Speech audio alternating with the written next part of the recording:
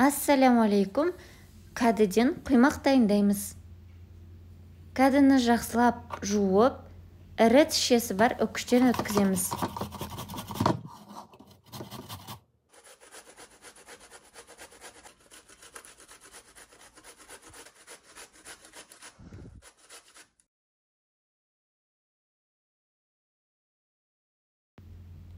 Тұз сеуіп, жақсылап араластырып, нығыздап, бетін тегістеп 10 минутқа суы бөлінгенше қалдырамыз.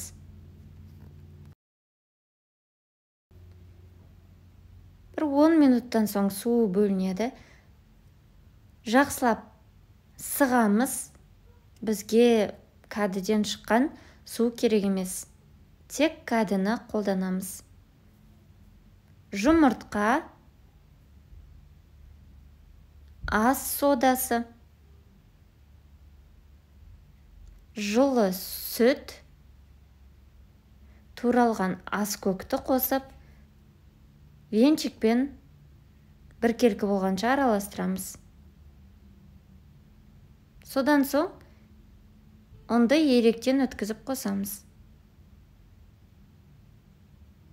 Жақсылап біркелкі болғанша венчикпен араластырып аламыз. Егер тұзы кем болса, тұз қоссаңыздар болады. Дәмдеуіш қосқыңыз келсе, дәмдеуіш, қарабұрыш қосуға болады.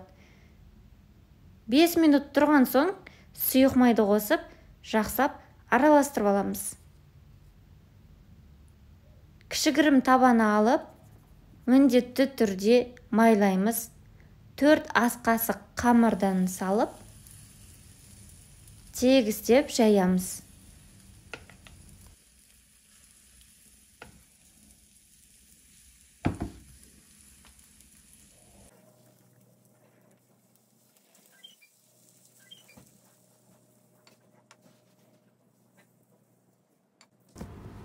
Екі жағын қызартып, пісіріп аламыз. Міндетті түрде таңғы асқа жасап көріңіздер, сіздерге ұнайды деген сенімдемін.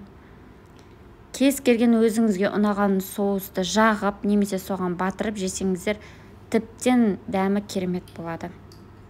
Қаймаққа бір тіше сарымсақты үкіштен өткізіп,